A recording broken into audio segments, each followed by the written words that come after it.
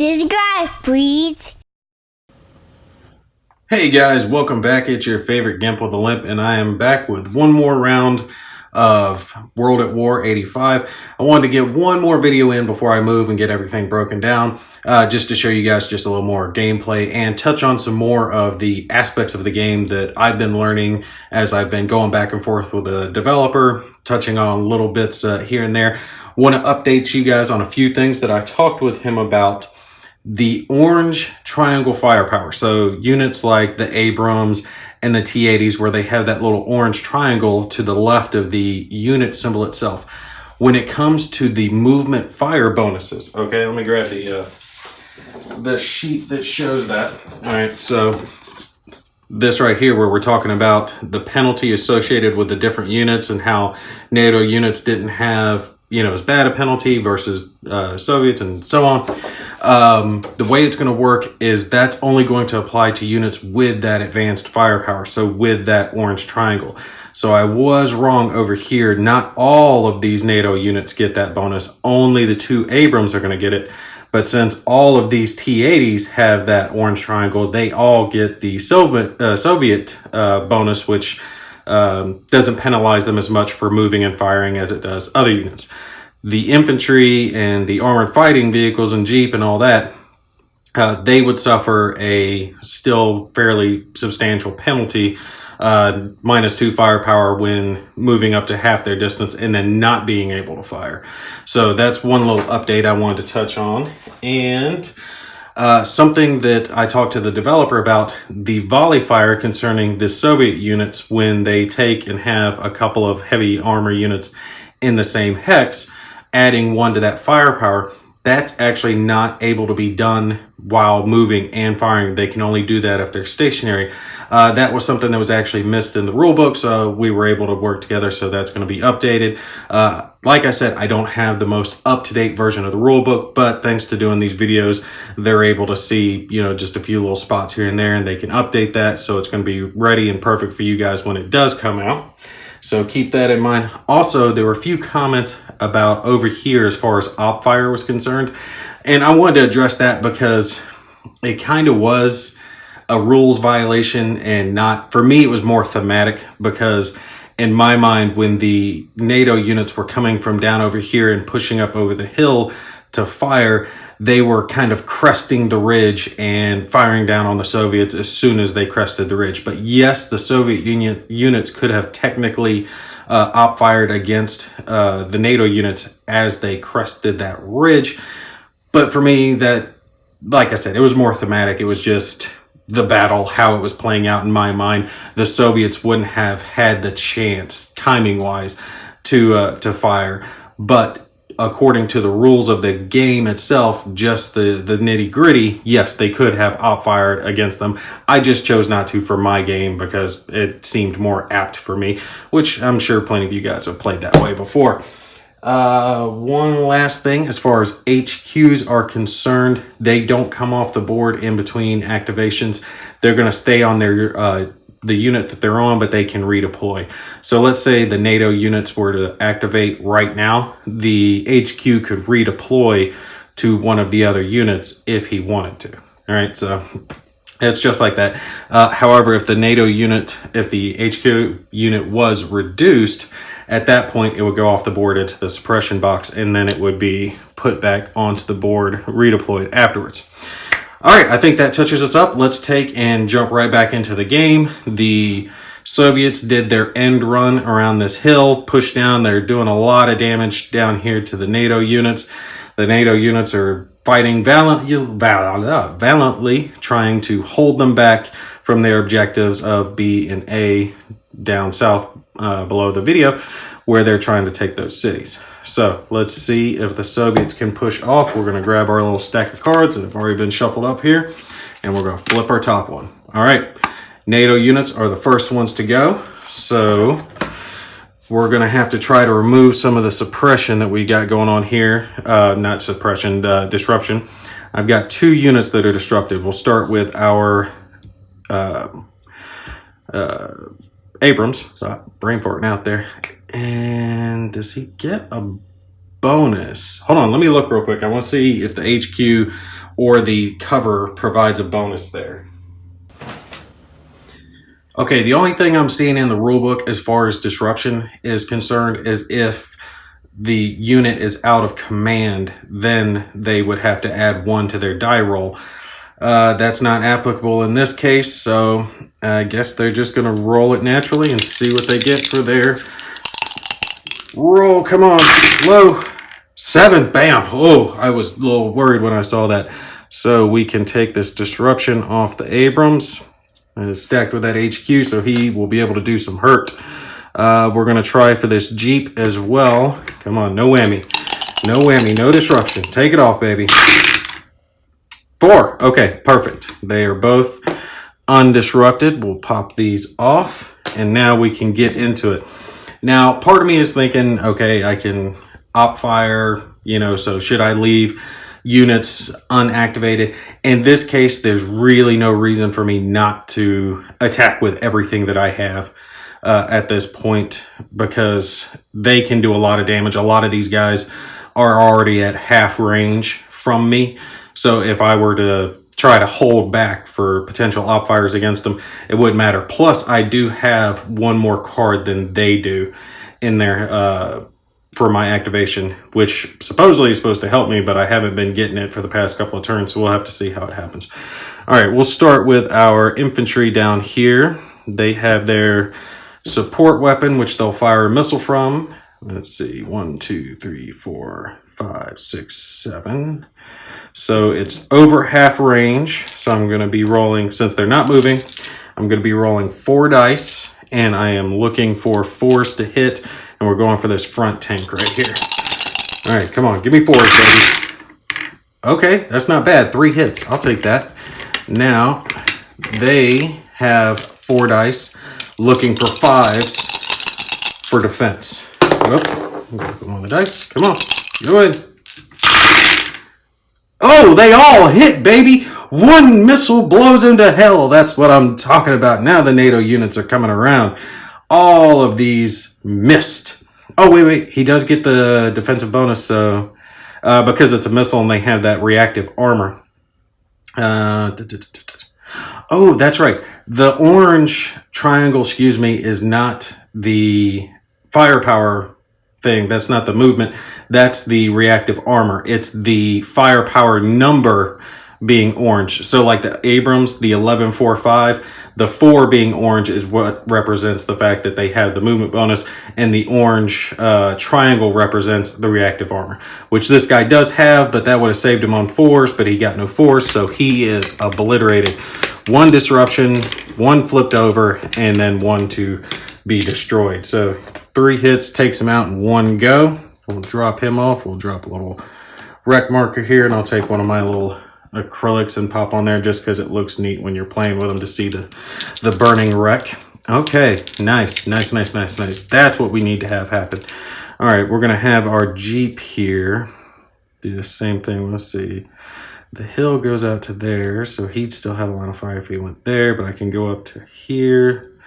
Nope, I wouldn't have a line of fire with the tank. I'd have to move over to there.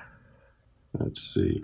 Yeah, let's do our tank first. We'll kind of work down and work our way up. So this Abrams is going to move over just 1, and his line of sight tracing up is obscured by blocking terrain, but it's only once, so it's not going to block his line of sight. Go ahead and put that there so we know that we've used him for this round.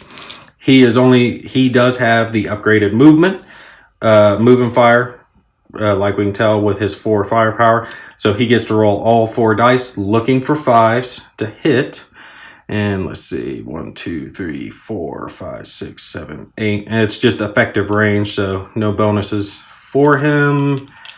And tracing over there, looks like it would go out of line of sight going after the HQ guy. So we'll go just straight up the pipe after this stack over here. Actually, do we have a single over here? Yeah, let's see if we can take this single out over on the left. We seem to do well going after the singles. All right, 4 dice, looking for 5s, baby.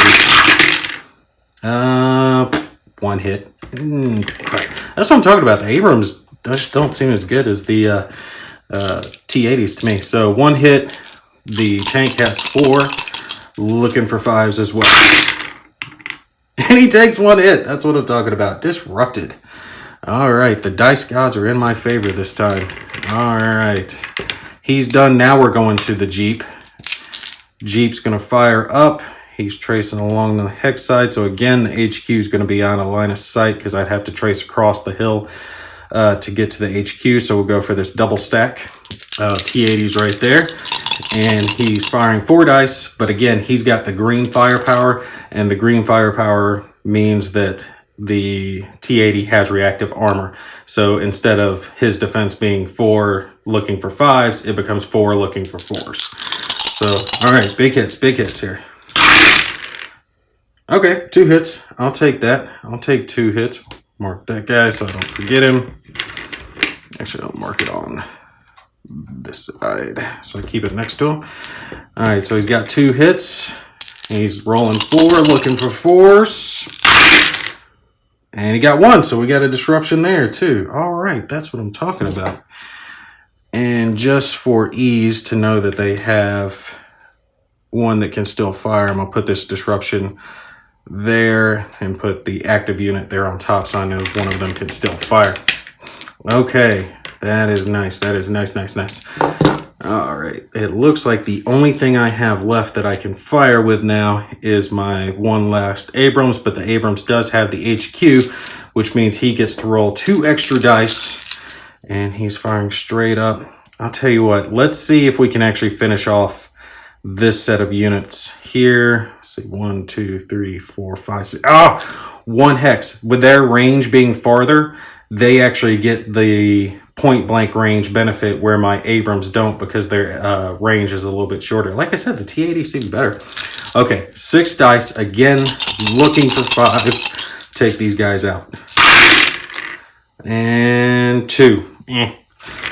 Not too bad. Got 2 of them, so he gets to roll 4 dice. Looking for 5s. What do we got? He got 3, so they're still good. Now, and it's gonna see what pops up. Hopefully I'll get to go again, which will drop all of these used markers here, and I'll be able to fire again and tear these guys apart. We'll just have to see how that goes. All right, let's drop our deck here, and let's flip our next card. Ooh, and a turn marker. If we get another one of these, that's gonna be interesting. All right, what do we got next? All right, here we go. We got the allies, so the allies get to go again. This is what I was looking for here. Now, what happens here is these ops complete markers here, they could just come right the hell off, and they get to go again. So now you see the benefit of having a unit that gets to activate more than once in a given round. While the Soviets might be throwing out much more firepower in general in the 1 period of time they're doing it, technically supposed to be firing off a little bit less but more often to kind of balance things out. Didn't work that way the first couple of turns when the cards didn't go in my favor. So let's see, I'll tell you what, we'll just do that all over again. We already took out 1 tank. We'll see if we can take out this one up here. Is he just disrupted?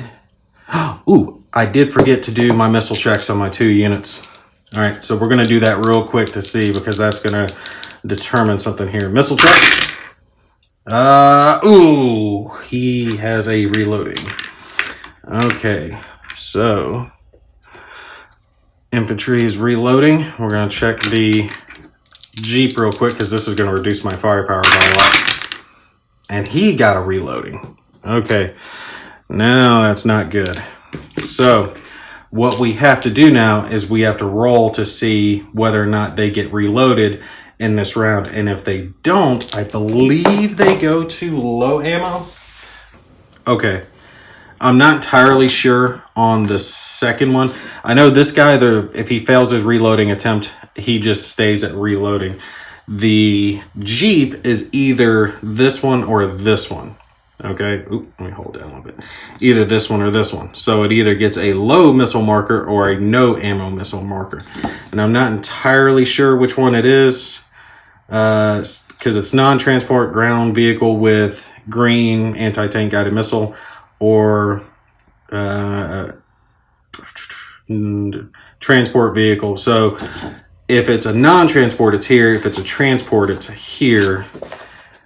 And I'm not sure if this guy counts as a transport vehicle. I don't think the Jeep does count as a nope, he doesn't. I think the green circle, like you see on this guy, counts as the transport. So if he's a non-transport, that means he's going to be here. So he'll get a low missile marker if he fails his reloading check. So what happens is, just like how we check for disruption, we're doing the same thing. We're rolling, seeing if we get our morale or under.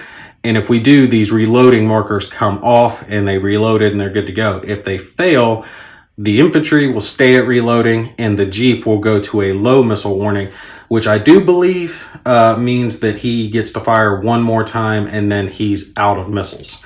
So let's see how this works. Rolling for the infantry. Infantry is 7. Good. Okay. Reloading comes off. And now let's hope the Jeep does, because the Jeep is the one I really don't want to fail. Oh, there we go. Reloading is off. Okay, we're good. We're good. They are both loaded up and ready for bear. Put some rounds down range.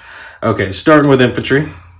And we're going to go, like I said, we're going to take and fire up here on this disrupted one. See if we can finish him off so they don't get to attempt to undisrupt him. Need to get 2 hits through. And remember, green firepower means he gets reactive armor. So 4 hits, baby. Come on. Ooh, 3 hits. I'll take 3 hits. I will take 3 hits. All right, that should at least reduce him. He's not already reduced, is he? No, he is still 4 looking for 4s. Oh, damn. Look at that.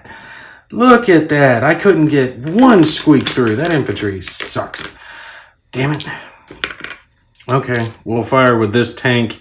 Again, trying to finish off that disrupted one. 4 looking for 5s. And got 1. It's just unfortunate. We are not doing as well this next round here. Got 1, and he just needs to get 1, 5, or 6. No, he didn't get 1. Nice. The tank squeaks 1 through. All right, so that reduces that unit now. His defense is still the same though, 4, 5. Does it show? Yeah, still got the reactive armor. Okay. Oh, again, the missile check thing just does not work for me. I keep forgetting to do that. Missile check for the infantry. Ah, damn it, loading again. All right. And now missile check for the Jeep. Oh, the Jeep hasn't fired yet, but there we go. I did my missile check for the Jeep. So he's good. And now we're going to fire with that Jeep, and we're going to try to finish off this tank up here. 4, looking for 4. Oh, 1, damn. And he's still got 4, looking for 4, because again, reactive armor. So he has to fail all 4 of these to die. No, he got it. He got the 1. Damn. Okay, I am going to finish that tank before the end of this round. I do not want him coming. Well, I could fire, because I've only got my HQ left firing with the Abrams. Do I want to try to reduce some more of their tanks? Or do I want to try to finish 1? Well, this guy's firepower is reduced, so let's see if we can at least reduce another one. We'll fire into this stack as well. We're going to fire 6 dice because the Abrams has the HQ, and it's 4 looking for, well, 6 looking for 5s. Fudge your nut. Gotta be kidding me. Look at this. If we tip this one over this way, that's a 6. Tip this one over that way, it's a 6. That'd be another 6. Another 6. Were all of these? Yep. All of these were 1 off from a 6. Look at that. And none of them hit. What garbage. 1 whole miss. Tell you what, whatever HQ is there, the commander's a moron. He doesn't know what the hell he's doing. Probably some little pogey officer. Okay. Now, they're all used up. So we're going to our next set of cards and see what we get. That is the end of the turn marker. Okay, so what this actually means is that these two cards aren't getting played this round. One of those includes the Soviet card. All right, so we got our battlefield event, which didn't happen, but the Soviet card didn't get played. So in this situation, what you would do is you would take the card and you would say, not this card, but one of the end of the turn marker cards, and you would set this off to the side of the table and you'd put that unit's HQ on it. That way, no matter what, when you're drawing cards the next round, this unit would get to activate. They would get to take and put some rounds downrange. So your units, even though this is a random chit draw type mechanic for units and when they activate, you'll never have a unit that misses 2 rounds in a row. All right, you'll always get to go at least every other round if luck is goes very badly for you. I'll tell you what though, since this is probably going to be the last one I get to film before I get to move, we're going to go ahead and play the Russians out just to see how much damage they do to the Allies. So again, normally they wouldn't go. I'm just playing them out for shits and giggles just because I want to do that, since I'm probably not going to get to film another one of these. All right, let's check our disruptions, see if we can get rid of that. We'll check this one here. Yes, their morale is a 6. So 6 or under, and they get to remove their disruptions. First one? No, absolutely not. That's an 11. And second one? 4. So yes, he actually does get to remove his disruption, but at least he's a reduced unit. Okay, so he can't do anything except move away from the battle, but he's not going to want to do that. Oh, I got one more to check there. I forgot that. All right, let's check him.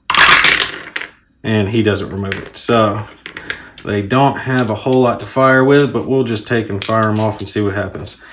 All right, we're going to volley fire with this first group here, and they're going to try to take out my Abrams tank. See what kind of damage they can do. Well, actually, if they go after that Jeep, well, no, they should put the fire there. Okay, with this being the HQ, he has 3 dice normally, okay, and then he's getting 1 from the volley fire since they're not moving now, which gives him 4 dice, and then 2 more, which gives him 5 total to fire. Plus, I think they're in the right range for half range. 1, 2, 3, 4, 5, 6. Yes, so he gets to roll 5 dice looking for 3s to hit versus what they would normally roll. So now you can see how kind of volley fire and putting that HQ on the right unit will take and really put some hurt downrange.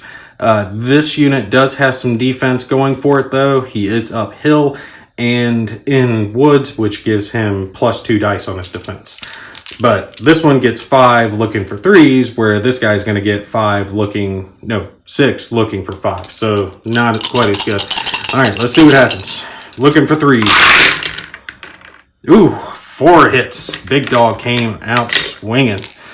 All right, let's see what happens here. When we take and roll our defense die, mark this one complete just so I don't forget about it. All right, 6 looking for 5s, and they got 4 hits. Oh, all right. Let's see. We're blocking 2 of them, which means 2 hits came through. Ooh, that is bad.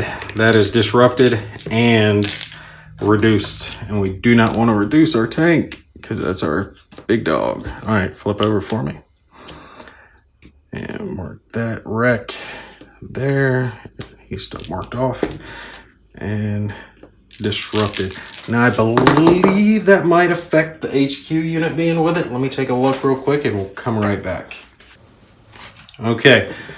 What I'm reading is if any unit stacked with an HQ is reduced, so he was reduced, roll 1d6. On a 1 to 3, the HQ leader is not affected. On a 4 to 6, the HQ is reduced, and then he's going to be put into the suppress box. Now, there are some modifiers depending on if there are other units in the hex, but there aren't any other units in the hex, so this should be just a straight 1, 3, 4, 6.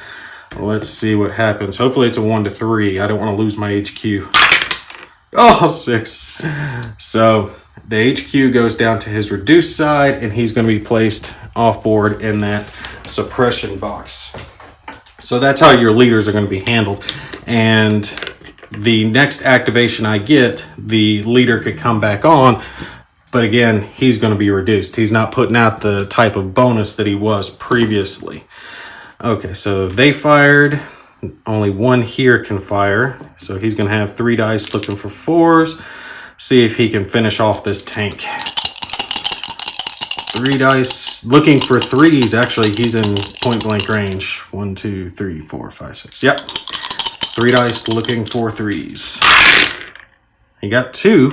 Now, he's not getting the volley fire. This stack is not getting the volley fire because the other one is disrupted. So my guy is still getting 6, looking for 5s. Come on, here we go. Yep, got it. We got 3 blocks, so we're good there. See if they can... Oop, I used marker. Starting to get kind of packed in there. You guys can see the ops complete markers sometimes get in the way. That's one of my little gripes with the game, but there's not much you can do because you have to mark your units. It is nice to try to put them along the sides where you can, but sometimes they get packed into little circles like this. All right, we'll have this stack go and then this reduced unit and see if they can finish off my tank. They are going to get to roll 4, but I don't believe they're in point blank range. 1, 2, 3, 4, 5, 6. 1 hex away. So they are rolling 4, looking for 4s. And they got 2 of them, but I still get to roll 6, looking for 5s. And see what we get there. 6, looking for 5s. And we got it. Block 2 of them. Nice. And they've got 1 reduced tank left to see if they can try to finish off my tank for the last round. 2 dice. Looking for 4s. 4 up. Come on, baby. They got 1 hit. Wouldn't it be funny if this 1 hit actually took out the tank? All right, come on. Here we go. Last defensive roll for him. And no, we got a couple of saves there. I'll give it to them. So that marks off the last one. Their stacks are complete or burning wrecks or disrupted. So that will conclude this turn. Like I said, again, normally I would not have played out those Soviets because they did not get their card drawn during this round, this turn. But I just wanted to play them out just to let you guys see if they could do some more damage. They probably would have had a smarter bet going after some of my more softer but heavily armed targets like this Jeep here, and then trying to maybe take out the infantry if they got a little closer. But the Jeep is definitely a soft target without a whole lot of defense. So it'd be rolling 1 dice. The amount of hits they got, they would have blown that Jeep right off the board fairly easily, actually. But it would have been cool to take out the Abrams while we were at it. Anyway, that's going to be it for the video. I gotta say, I absolutely freaking love this game. When I was at the WBC, I was literally begging the guys, please give me a copy. I want to take it home. I can't wait. I'm so anxious for it. I love it. The missiles, the helicopters, the planes, the little adjustments to the rules to account for more realistic type behavior for HQs and leadership. It's all handled really well. And we haven't even, this is just a little test game just to show you guys how the game plays. This isn't even showing you guys like how cool it gets when you actually have a very big map on the board. There was a game that I watched them play at the WBC over the course of a few days, and it was massive. I mean, the size of this tank group over here, each side had what was like 4 or 5 groupings that big, full of vehicles and helicopters and infantry and jeeps and different types of tanks and even different nations being represented. And they were coming across the map. The Soviets were pushing down from the north, like across, trying to take a couple of objectives down in the bottom right. And the Allies were kind of strung along this direction and trying to hold them back. And it was just carnage. By the time their map got done, it was nothing but wrecks as far as the eye could see. All you could see was just like wreck markers all over the board. And it was just freaking awesome. I cannot wait to get the final production copy. Definitely keep your eyes on this one.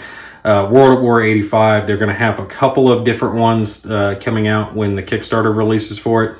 The one that I'm playing now, Storm over what? Storm over... Oh, it's not even on the rulebook cover. Storm, and then there's another one, Blood.